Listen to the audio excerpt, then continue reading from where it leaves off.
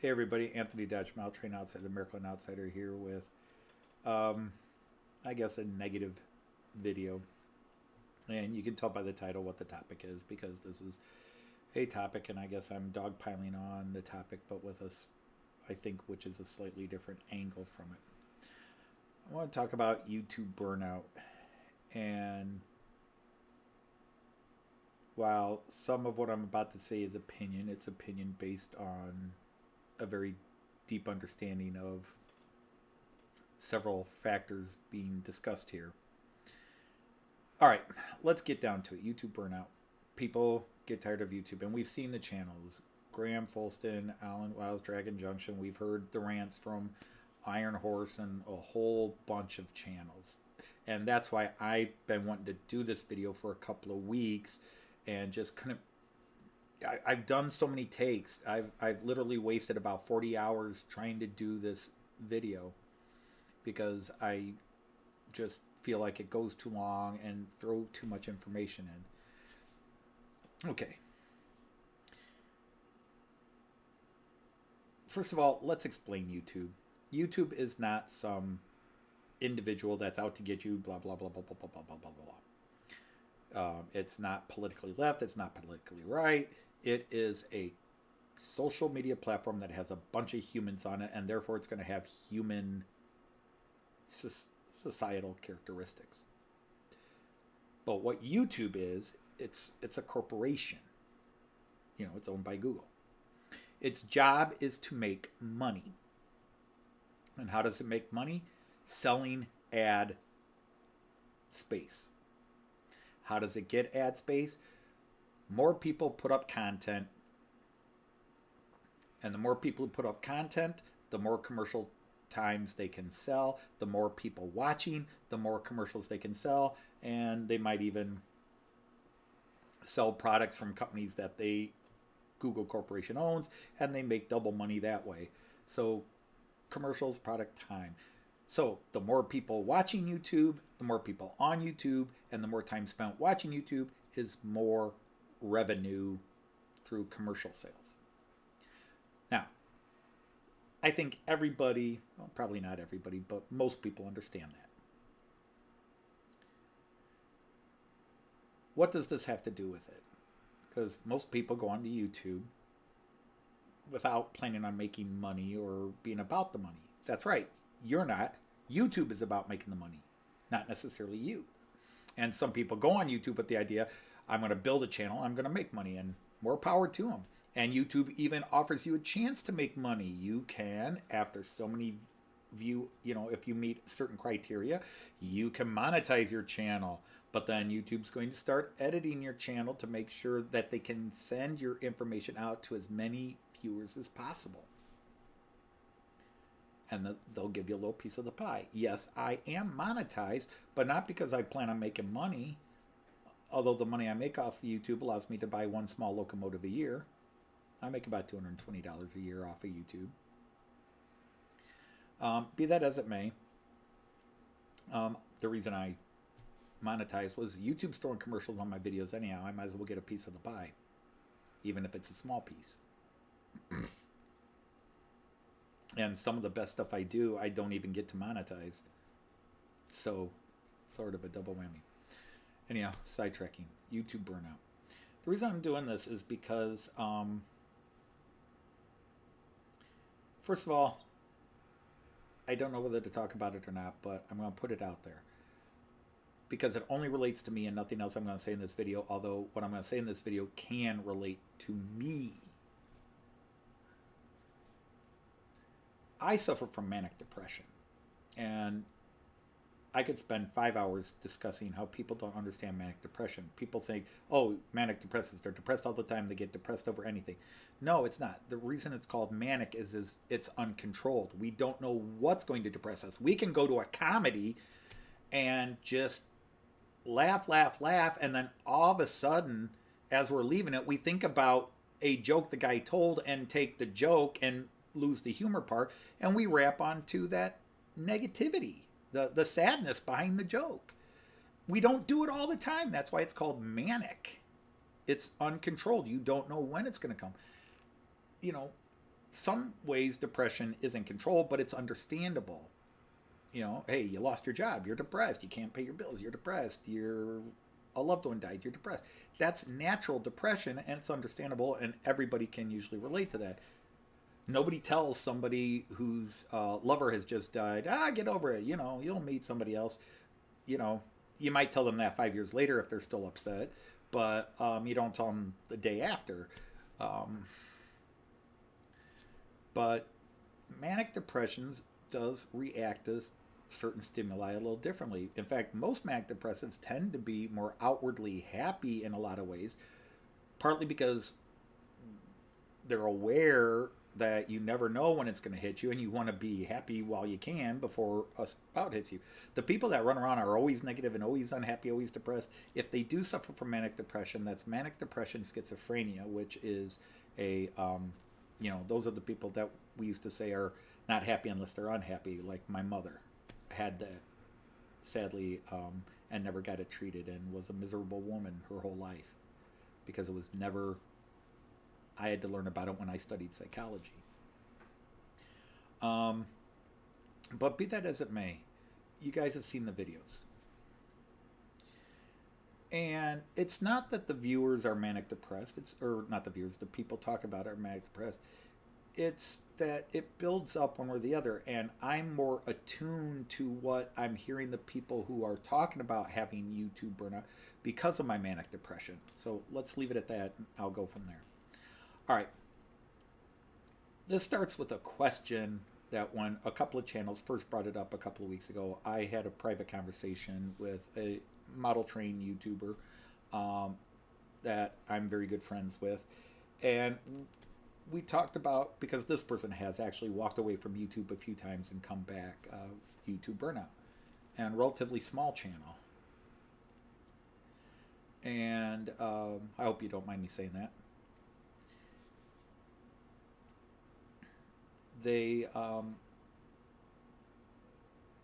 It's the buildup of unwarranted criticisms, of unwarranted demands of viewers.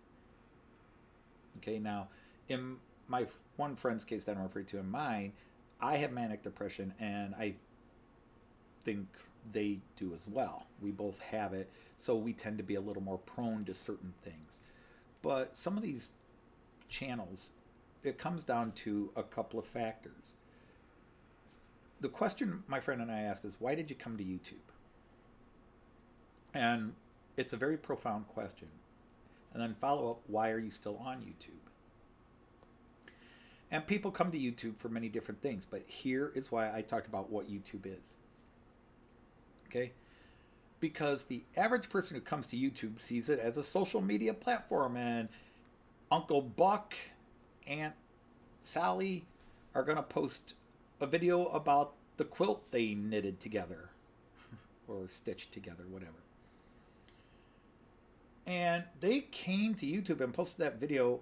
They have a projected audience. They're not thinking, in most likely cases, oh, we're going to put this video up and we're going to grow an audience and we're going to become a channel and we're going to monetize and do that. Some people do. Some people go onto YouTube with the idea of making it a product to sell.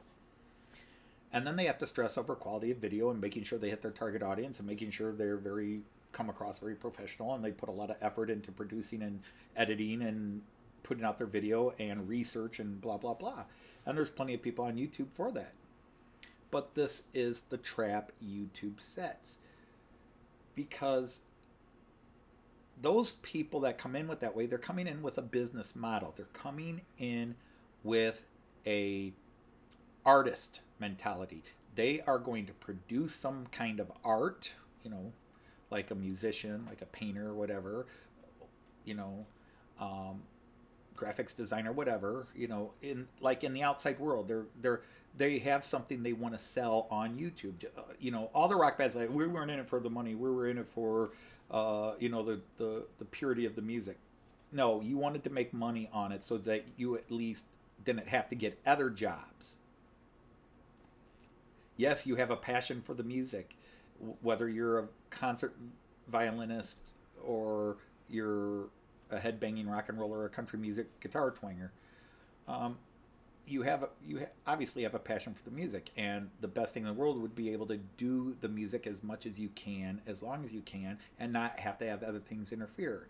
It's not so much about a hobby as it is about it's a vocation and an occupation. All right, so some of those people come into YouTube, and to be honest, that's what YouTube wants. But YouTube puts itself out there as a social media platform, which it is. But a lot of people just go with the idea that, like Facebook or something else, it's a place where you can put some videos instead of pictures, although now you can put pictures on YouTube, and share it with friends and family. And so they don't necessarily have target audiences in mind.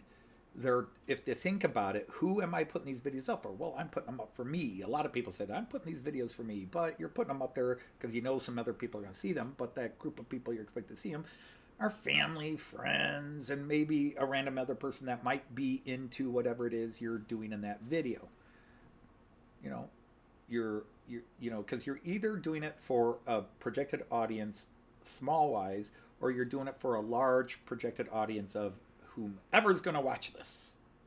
The difference is the small group that are going on there to get as big an audience and project wide and sell their product, even if their product is, here's my layout, here's what I do, and I'm going to show you tips and trades on how to build a layout and blah, blah, blah, and how I do it. Other people just want to go in and say, I want to meet fellow trained people. Here's my layout. What's yours? But YouTube doesn't distinguish. And that's why YouTube calls everybody who puts stuff on YouTube, they don't call you posters. You're content creators. And you are. They're not lying. But they get some of us to come in with the idea, hey, I'm going to come on here and make friends. That's why I came on YouTube. I came on YouTube to make friends. I wasn't looking to grow my channel, and I still say that. People don't believe me, but I came here to make friends in the model train community specifically. But now that I made friends, mission accomplished, but I made friends enough that I could then actually, on my train channel, show other aspects of who I am. And I can post my comedy bits, and I try to keep it model train related so I can put it on this channel. Because truth is, if I were to separate and say, well, why don't you put your comedy shit on a comedy channel,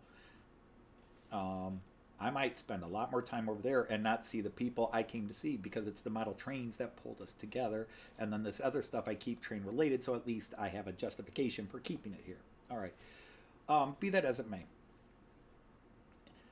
The trap is you come on thinking social media, putting up my quilting video, what have you, and yeah, maybe you have a consciousness that, oh, some other quilters might see it, and you can meet and become friends. And a quilter from New Hampshire that you never met, and another one from California you never met, you're suddenly all together and having video chats and live streaming and all this other stuff you can do. That's great.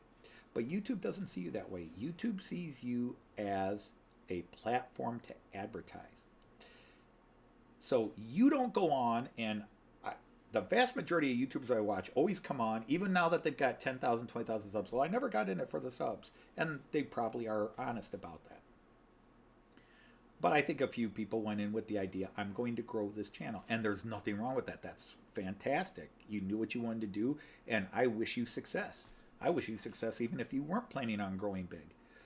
But YouTube seduces you. Once you're on and posting a few times, they will start dropping ads. Hey, you can get more views if you do this, if you do that. We can expand. Why? Because they want more people to watch your video, and they want you posting more so they can put more ads on. Okay? It's that simple. So how does this relate to burnout? YouTube burnout. Because what some people, I don't want to say aren't prepared for, because I think most people think somebody could leave a random comment. You've heard enough, you've seen enough people talk about, oh, I posted a video and some idiot came in and said that. But when it happens to you,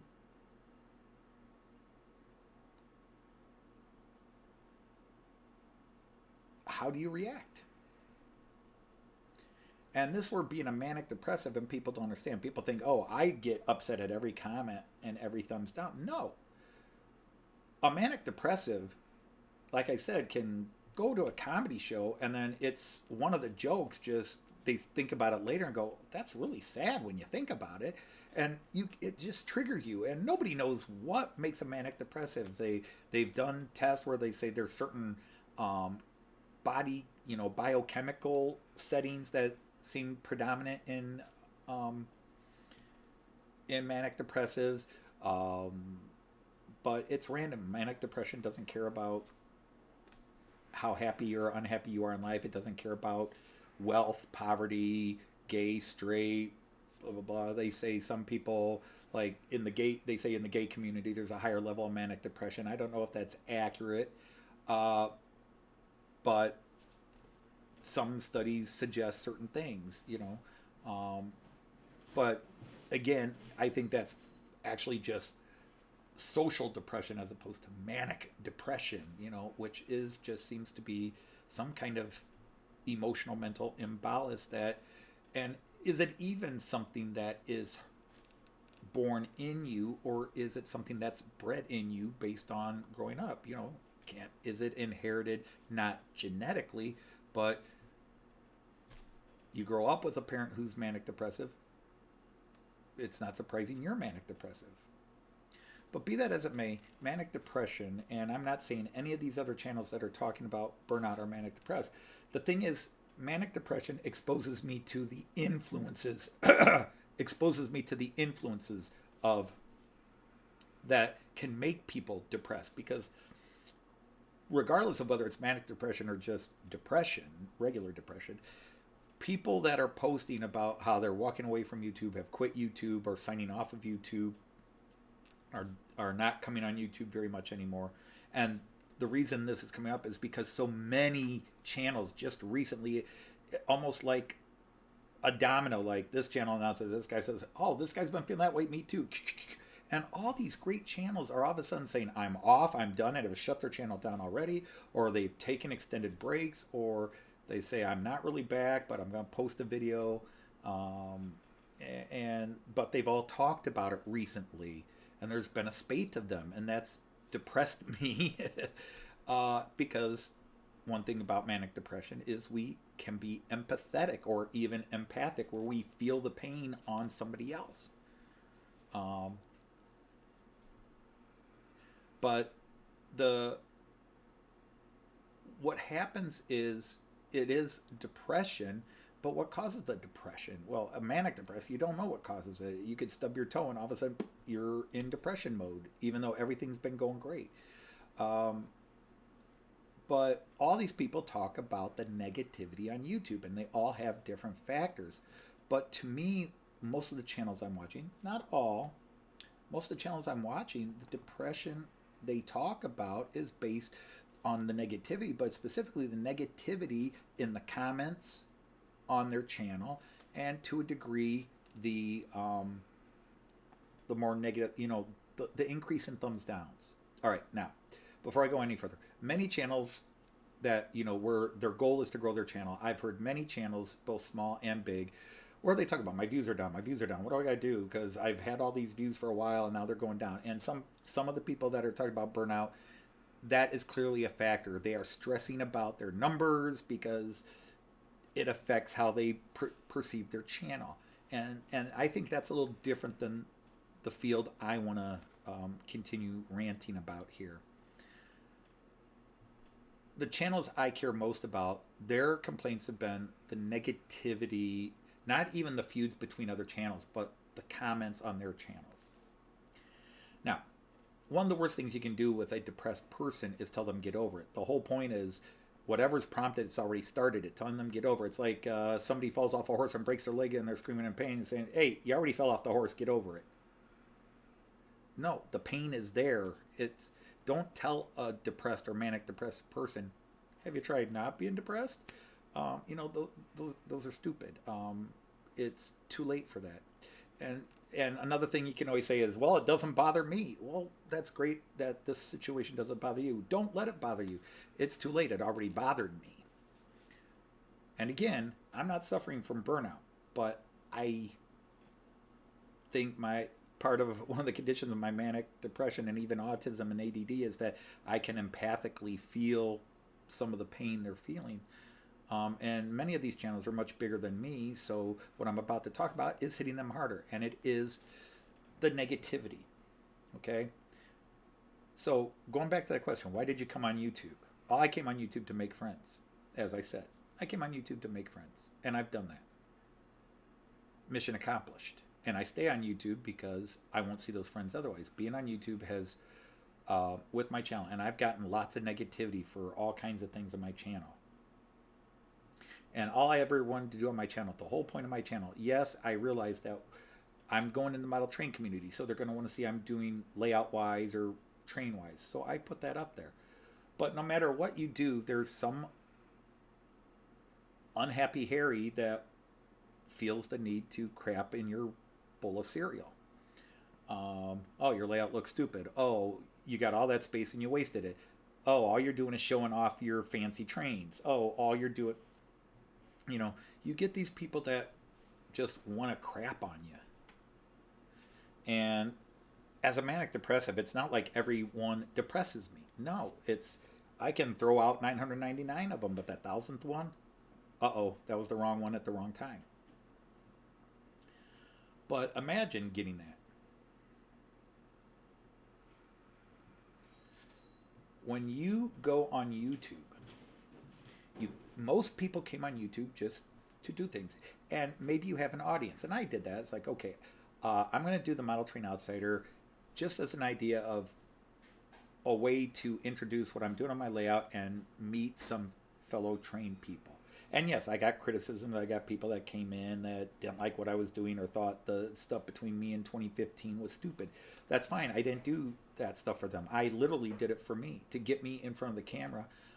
I was intimidated speaking to a camera and talking to people I couldn't see.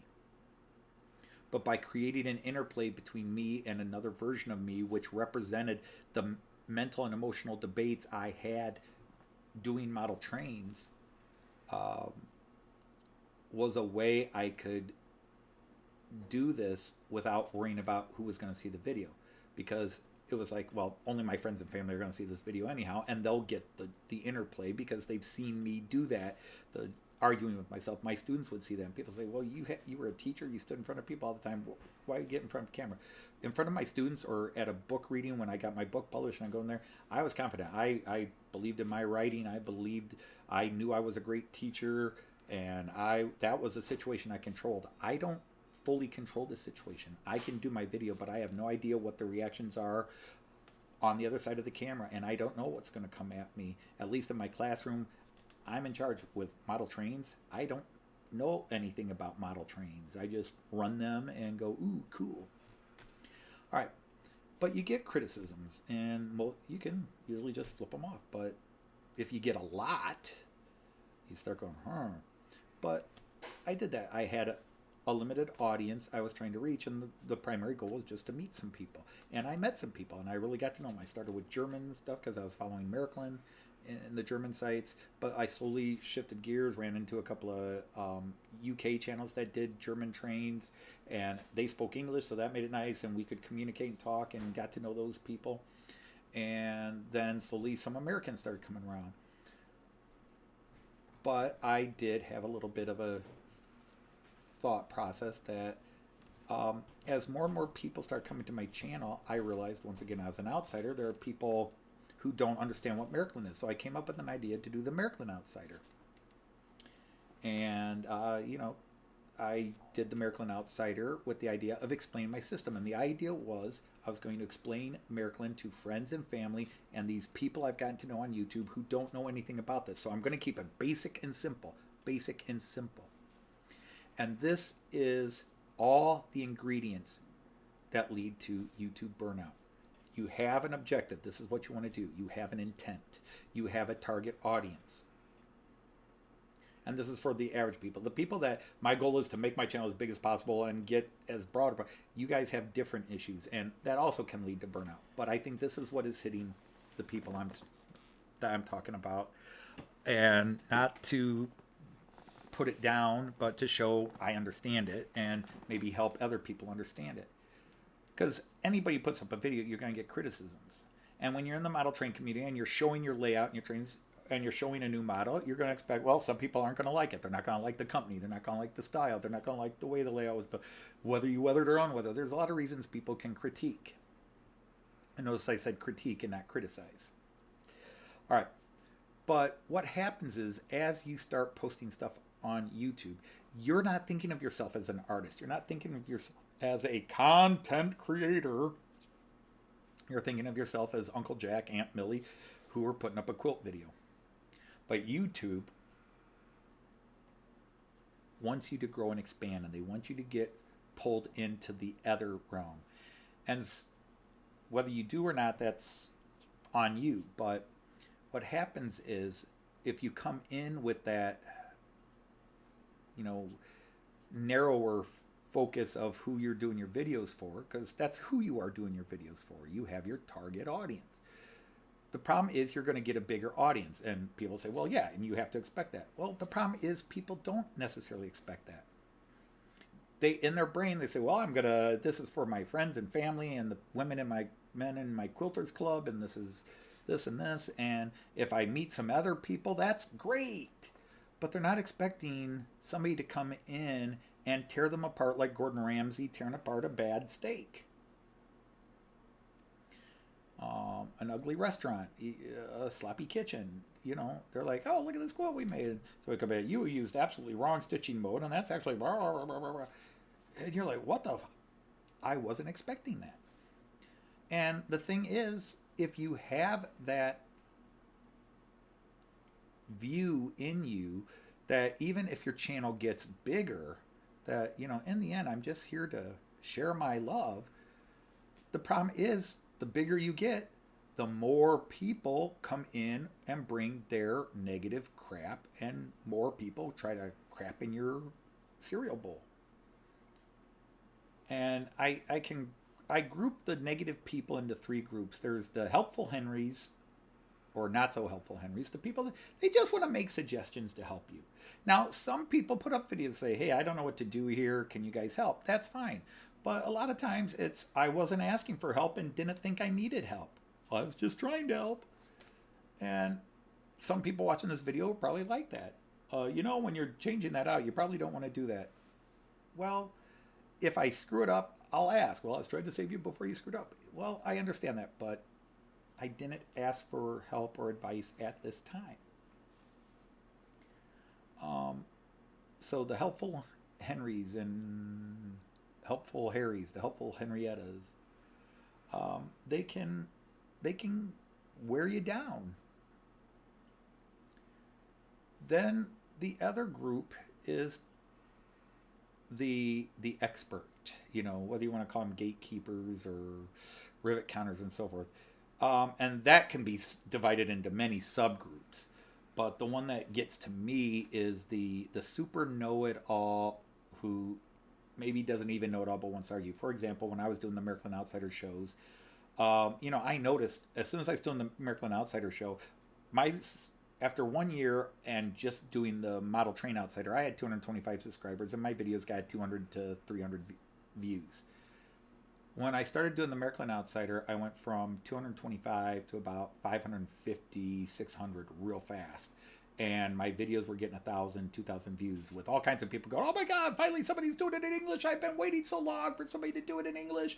Yes, thank you, thank you. And the thing is, these people weren't my target audience, but welcome aboard. My target audience were people, like I said, friends and family, who I just wanted to explain how my system works. And then some of these guys in the UK I'd become friends with, and some Americans who ran 2-rail or analog, and I was showing them how my system works. That was my target audience. It was Miracle System 100, introductory basic level before you even get into practical 101. And so you get the people who miss the point of the video and complain. But the worst group of that are the, well, technically you keep calling it AC, and it's not AC. Miracle is actually DC, because all these systems are DC, and blah, blah, blah, blah, blah, blah, blah, blah. And they're going on and on. I have a doctorate in electrical engineering, and blah, blah, blah, blah, blah, blah, blah, blah. And I'm like, yeah, well, the guys that run Maryland have doctorates in electrical and mechanical engineering, and they call it Wechselstrom. Wechsel, changing or alternating, and Strom, power, current. Wechselstrom, alternating current, AC. Argue it with them, not with me. But they take out their, that's not DC. They're so uptight about it. And they've got to prove their know-it-alls, because in the end, their whole point is that line, I have a doctorate in electrical engineering. You don't. All right, you have a doctorate in electrical engineering. Big fucking deal. I have a master's in English. Big deal. I have 7 different college degrees. Big deal. It doesn't freaking matter. You're wrong.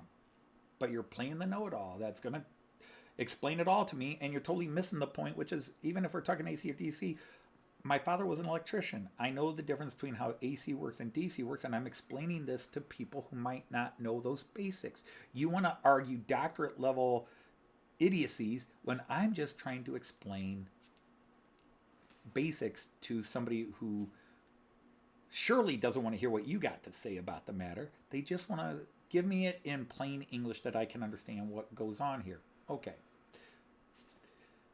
So you get those kind of people. And they can be annoying, especially if you get the really obnoxious ones. So the Hooray Henrys and the Know-It-All Knowles, or Know-It-All Nellies, the Helpful Henrys, the Know-It-All Knowles, and then you get this third group,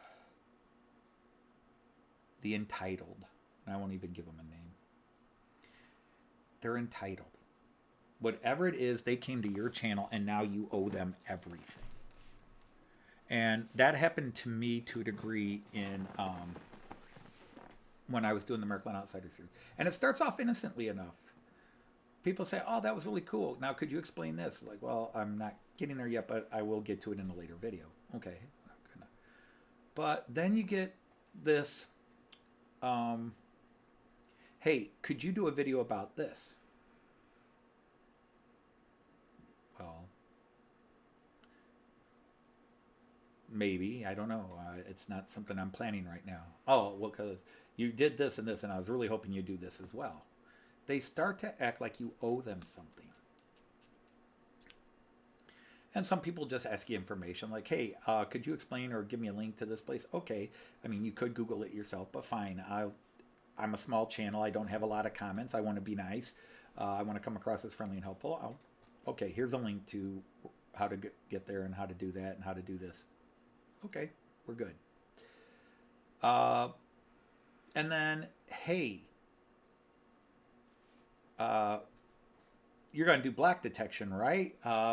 There's this video in German about block detection. Could you do that one in English so I could really understand it? Because the German is not getting to me the way Maryland's channel did it. I don't get it. And I was like, well, I'm not going to do block detection. You're not? How could you not do block detection? You mean you're just going to let your trains run through your station all the time and never stop? Well, if I wanted to stop, I'll turn them down. Well, that's just stupid. And what? But really, would you do this? I says, no, I'm not going to do block detection. But I will help you out because I want to be helpful. I'll take this video that you linked to me. I'll watch it. I'll translate it for you, and I'll tell you what they're saying to do. And I did that, and I spent hours putting that together. They sure as hell didn't say thank you. And what they came back is like, no, I need you to do the video and walk me through it as you're doing it. Well, you're not going to get that from me. And they were like, I was the ungrateful wretch. I'm not here for you. And I'm trying to be helpful. And I've already bent over backwards to be helpful with no thanks. Which I don't expect things, but if I get it, it's nice, but at least it doesn't usually tick me off. But when you go this far and then they demand more, and so I made a deal with them. I said, well, I didn't make a deal with them. I made them an offer. I said, here's what it would cost to buy all these pieces. You give me the money. I'll buy these pieces and I will make the video for you. Yeah, but you got to show it working in your system and everything. It's like, I'm not going to do block detection and automated running on my layout. There's nothing wrong with people who do it, but I'm not going to do it. And they were just like, fine. I'm the bastard. Really? I'm the bad guy. And the entitlement just grows more. And I was a small channel. I had 500, well, I say small, somebody with 200, I was going to say, that's big. I understand, because 500 was big to me when I had 200.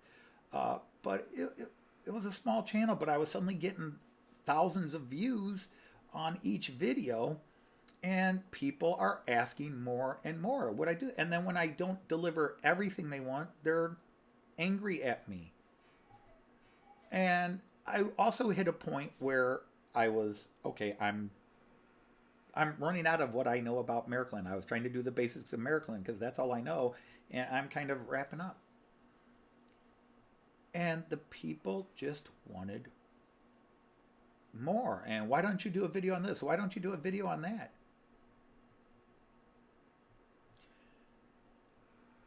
So that sense of entitlement.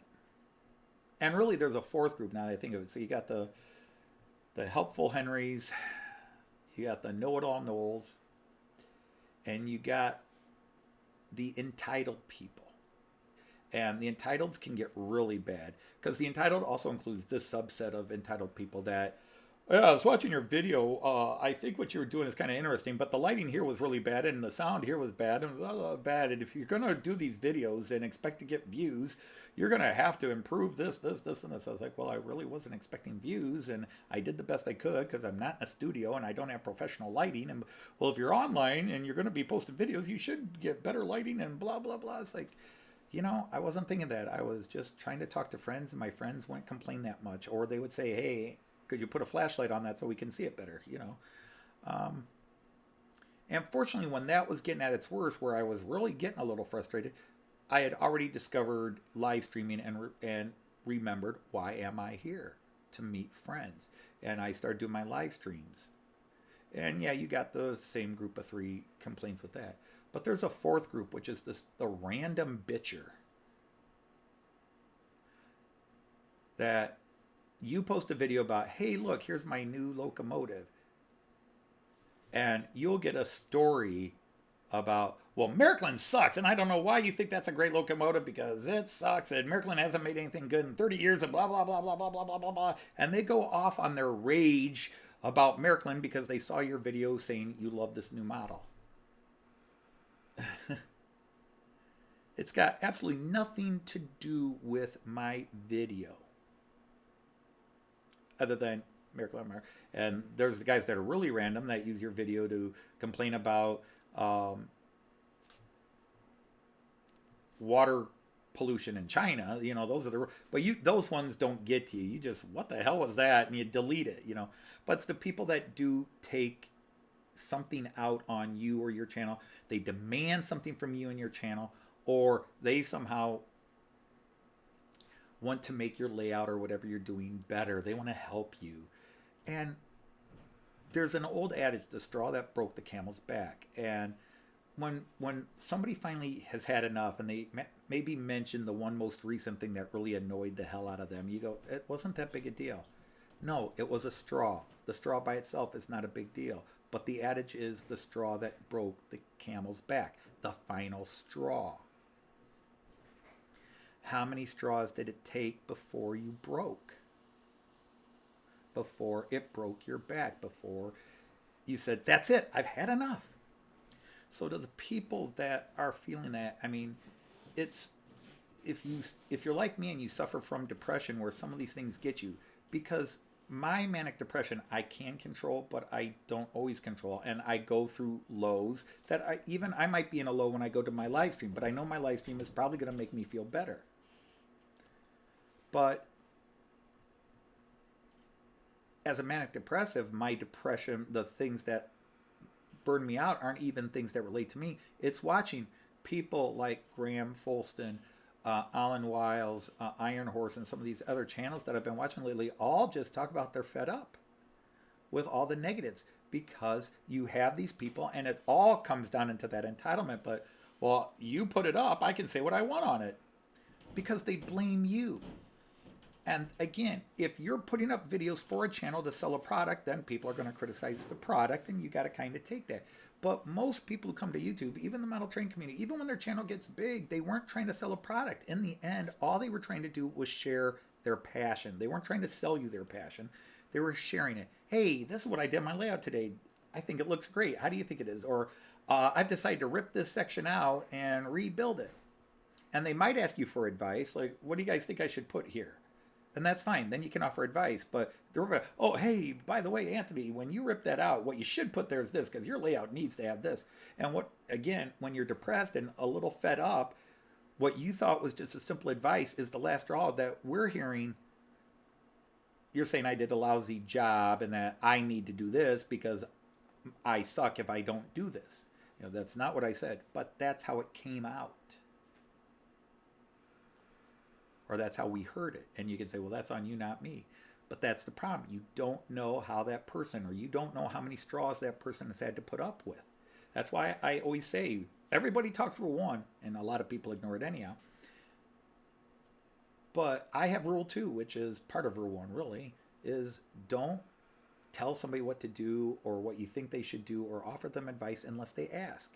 That way you don't run the risk of pushing on them when they didn't want to be pushed. And channels, especially channels that are popular, nice people, good people, they are more susceptible to it because they want to help, they want to be nice, and they want to treat everybody nice. And too many people don't seem to have a problem with imposing. Hey, could I ask you to do this? Could I ask you to do that? And they never think, wait, this guy's got 15,000 subscribers. How many people are asking him to do something? I'm just one person. I'm just one person asking. But if I have 300 comments, I might have 6 people asking. Not to mention the 5 other people that are throwing their shit fit about something, and another group of people that are offering way too much advice that I didn't want. And it all piles up. It all becomes a giant, heavy pile of straw. And so when I see people talk about the negativity, and I've even seen people say that didn't seem to be anything worth, the point they mentioned wasn't that big a deal. It wasn't that it was that one. It was how many times they've gotten that one. And some people say, oh, I get a lot of complaints too. That's fine. But maybe they got a lot more, and maybe you'll hit your breaking point sooner or later.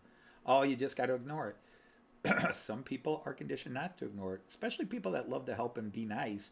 They want to help and be nice, but they also take it as an affront when you're abusing that privilege, that effort they're putting in. And so it gets old. And I am mad that people like Graham and Alan and others have been talking about how they're fed up with it. It's not fair, because I don't remember a time Alan ever posted a quote negative video other than when he left YouTube the first time, and then kind of his video where he kind of said, I don't know if I'm coming back, or even recently. But all Alan ever did was start a video with a smile and a laugh and a giggle and make us all laugh and feel good. And if Alan didn't make you feel good, there's something wrong with you. But maybe because he's a nice guy, maybe because he comes across that way, and he's got a big channel, it makes people think like they can demand more from him. That entitlement, you owe me. And again, that's beyond all the other criticisms of, well, you need to fix this and you need to adjust that, or you shouldn't have put that bridge there, or your scenery would look better if you did this and all that. People pick their scenery. Rule one. So the minute you say, I think it would be better, or you've totally forgotten rule one. It's their layout. They can do what they want. They can paint it whatever color they want. Well, it's not prototypical. It's not right. Who cares? It's not weathered. Who cares? You're over weathered. Who cares? I don't like weathering at all. Who cares? Everybody's entitled to their opinion. And just because you're entitled to your opinion doesn't mean you have the inalienable right to just spew it on everybody's channel and criticize or condemn or complain, and the stupid complaints like, you're just showing off. All you're doing is showing off, Well, some of us aren't rich. Okay, so some people aren't rich. I don't think Alan's rich. Are you, Alan? But it's not their fault. They're able to do what they do. And all they want to do is share the love. I don't get jealous when somebody shows their brand new fancy, look, I just got the Märklin Big Boy. If somebody gave it to me, I'd take it. Could I afford to go buy it? No. But if somebody puts up a video saying, hey, look, here's the Märklin Big Boy I just bought. Cool. I'm not jealous that way. When people take train rides across Scotland, I would love to do that.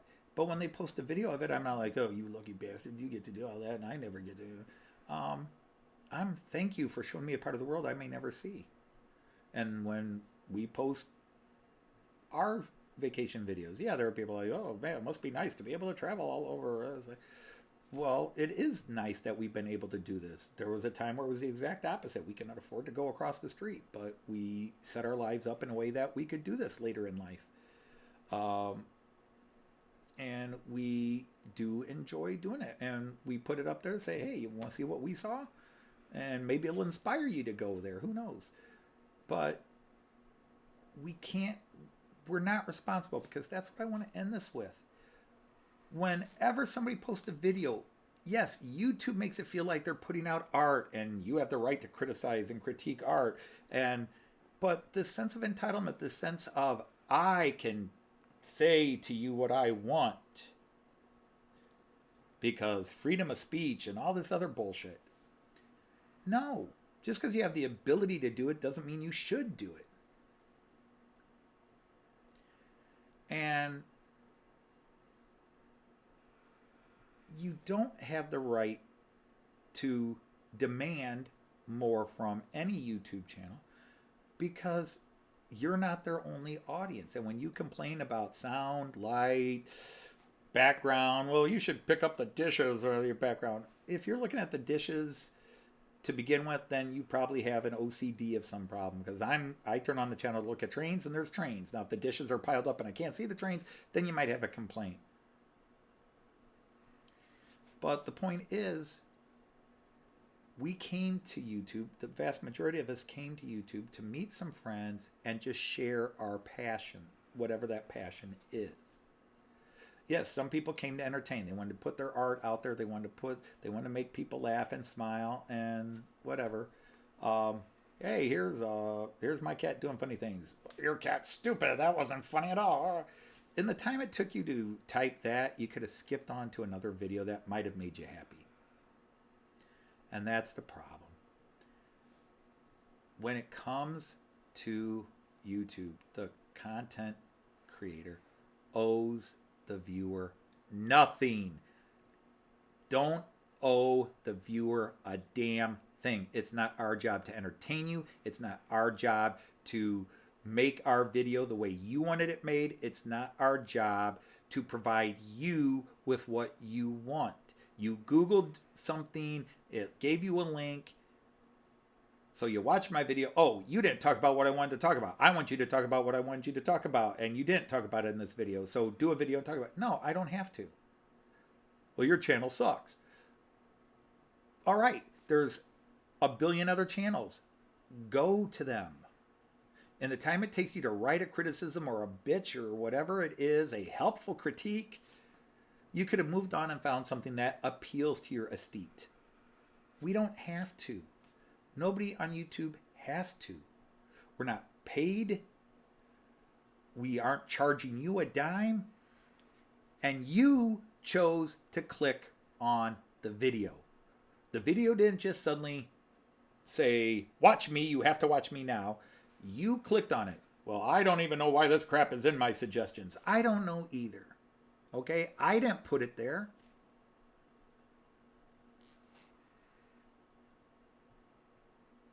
That doesn't give you the right to throw your temper tantrum about it on my video.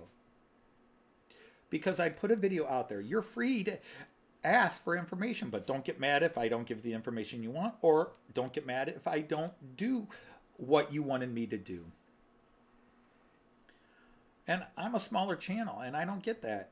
And then I see channels that have 15, 20,000 viewers, and they talk about it. It's like, God, you know, based on some of the negative stuff I get, I can't imagine what they get. Of course you're going to get burned out with it.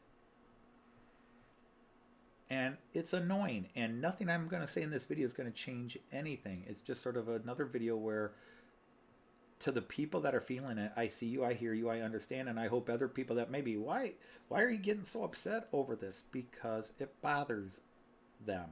It bothers me that they're bothered. Because all they've ever done was make my day better. Any video from Alan, Dino, Brian, Mark, Graham, all the Andys, all the Johns, etc., etc., etc., all the Anthonys. All they've ever done was try to make my day better and happier. The Leslies, yeah, the Tims. All their videos have ever done is made me happier. Because I demanded nothing from them. I accepted their gift. I accepted their offer of, here's a video, you want to share my passion? Yep, show me your trains. That's cool. And in none of these videos do they criticize, mock, put down other channels. In none of these videos do they say, I'm the way you do it and everybody else is wrong. Because I turn those channels off. And I don't even leave mean comments on those channels. I just unsubscribe or I turn the video off. Like, oh, okay. I might go watch a second video to see maybe they're having a bad day and see if maybe they show a good day. And then I'll watch a third to see, okay, what are we more likely to get here? But they don't have to tear somebody down. They're just saying, here's my joy. And so it's doubly bad when they put out a video saying, here's my joy, and people say, I shall crap on your joy today. It's wrong, it's ignorant, it's stupid, and the problem is the viewer, not the content creator. And it doesn't even matter why they came to YouTube. Sometimes maybe thinking about that might help them. But like me, they're manic depressive, I came to make friends. But I came to make friends, but I'll put up a video and sometimes I'll get dislikes and I'll go, okay, somebody didn't like it. But it's the type of video. I put up a video of my grandson. It's a 20-second long video that my daughter and son-in-law sent me of my grandson riding a train because Opa got him into trains. Opa will like this video. And my grandson is watching the world go by on the train. He's sitting in the chair and his dad says, do you like the train? And my grandson says, I like to ride the train. You know, he's very happy. And I'm like, that's beautiful. And I'm a model train guy. A lot of my people are into trains. Here's a 2-year-old saying he likes to ride trains. Isn't this a beautiful video? And it got 5 thumbs down. How fucking pathetic are you? Oh, you can't worry about it. People are getting thumbs down. It did annoy me. It still annoys me. Why a 20-second video of a kid saying I like to ride trains warrants you giving it a thumbs down? That's the problem. And if it doesn't bother you, I sometimes think that's a problem. Why doesn't such things bother you? Because you can't do anything about it. Doesn't mean it shouldn't bother you. And maybe if we called it out more, maybe we could throw it, get rid of such people. Well, you don't know who did it. Yeah, but we can spread the message we're not going to put up with this crap, or maybe even get YouTube to get rid of the thumbs down button. Oh, it's still an interaction. Look at it that way. That doesn't help us. The negative comments, hey, they count as interactions. They help my algorithms. Sometimes it's where and how the comment arises. I'll give you one more that bothers me. A friend of mine put up a video recently, and he shared the information with me. And he doesn't have anything below the knees, okay? You might know who I'm talking about now. But he mentioned in a letter to me that the first video where he got new prosthetic legs and is in therapy class learning to walk. And he puts up a video where, because he doesn't usually like to promote his disability, but he put up this video to say, hey, look, check me out, I'm walking again. And he got dislikes on that. What sort of a maniac gives that kind of a video a thumbs down? Well, there's just crazy people in the world. You got to accept it. Yes, we do, but it doesn't mean that some of us don't get more annoyed by it than others. And I might be more annoyed by it than he is now, but I know it bothered him at the moment. That's what he said. Can you believe somebody get, no, I can't believe. That's the problem. I don't want to believe. Yes, there are hateful, stupid people, but think how many times that happens.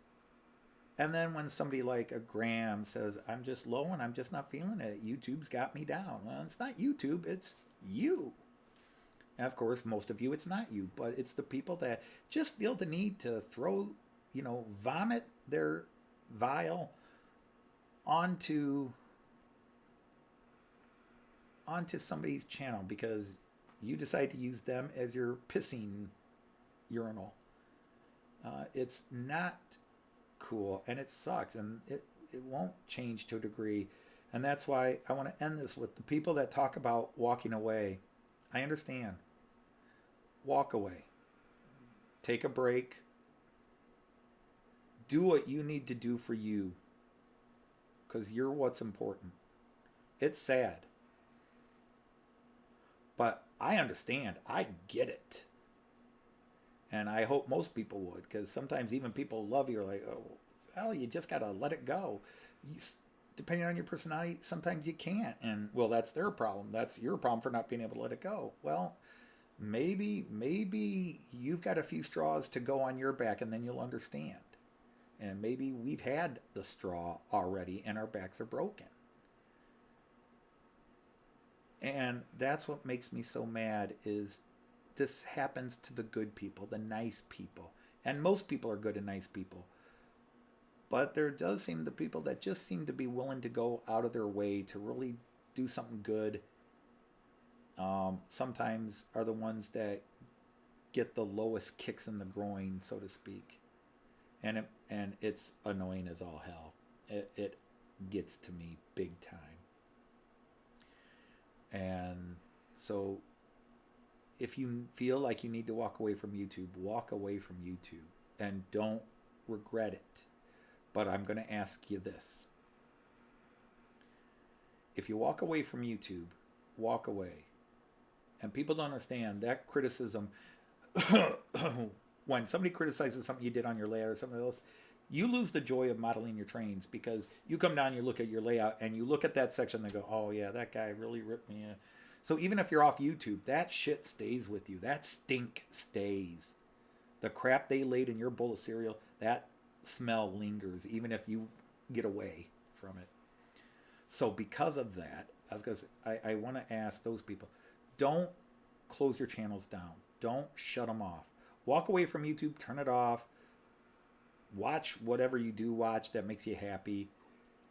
Ignore, turn off your notifications so you don't see comments.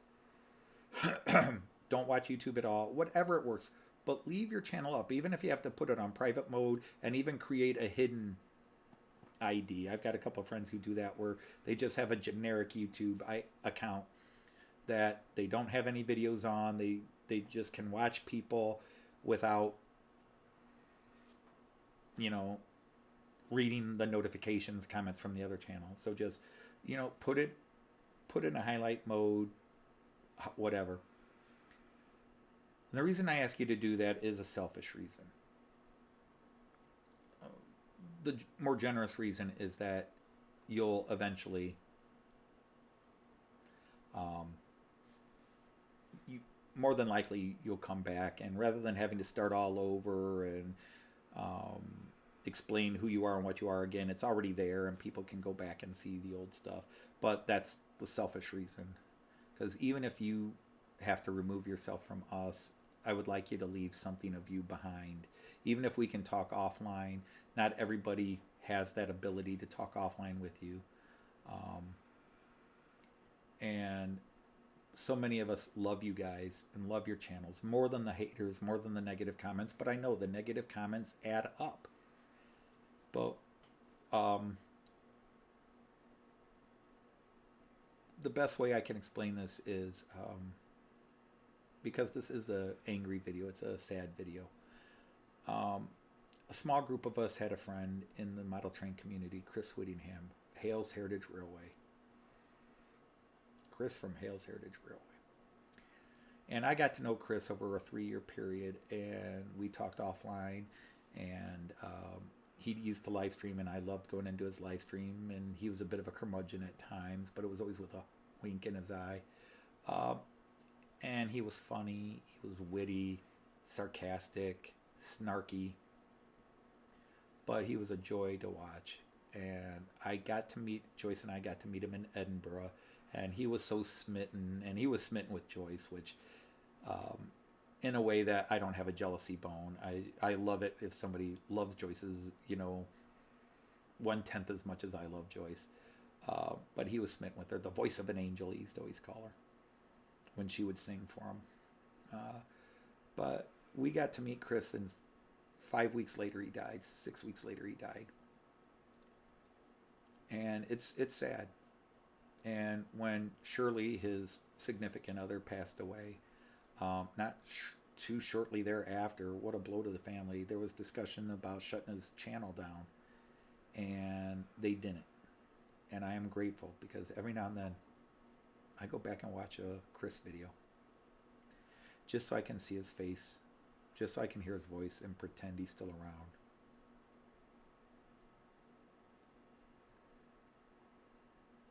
And I wish to God there was video cameras affordable that I could have had videos of my grandfather,